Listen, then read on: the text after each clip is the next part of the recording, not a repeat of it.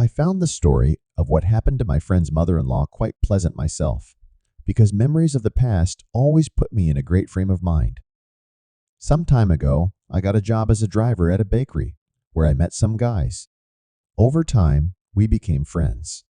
When Mark, one of my friends, had a son, he invited me to visit.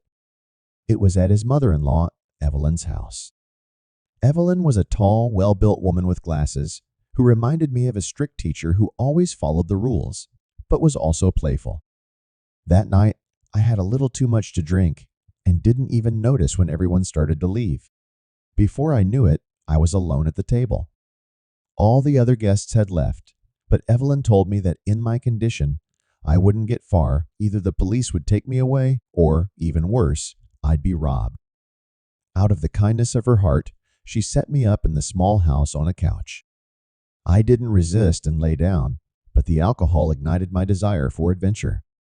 I started talking nonsense and even confessed my attraction to her, saying that despite her age, she was still a very attractive woman and that I was attracted to her.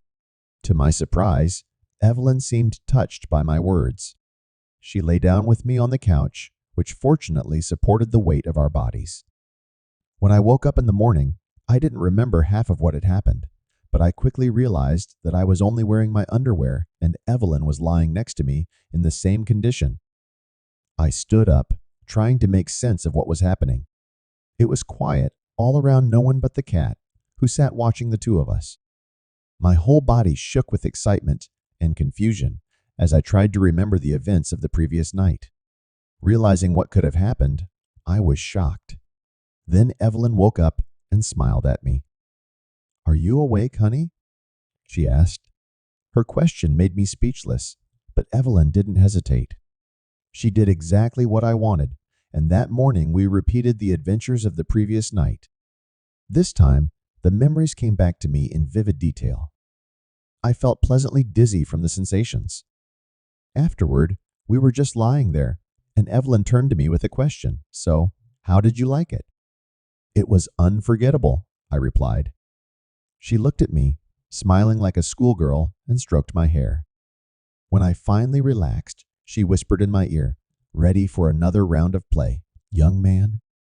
"Ready," I replied, eyes wide. God, what a good woman, I thought as I kissed her hand. When it was time for me to leave, Evelyn came over to me and pressed close to me. She said, "Thank you, darling, for the wonderful time we had together. You're not in a hurry to get home, are you? Why don't you stay until tomorrow?" I told her that I had to go to work, but I could stop by again after work.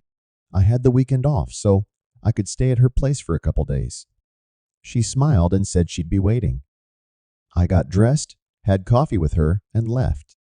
The next day, after finishing my shift, I went to see her again, but what happened next is for another time.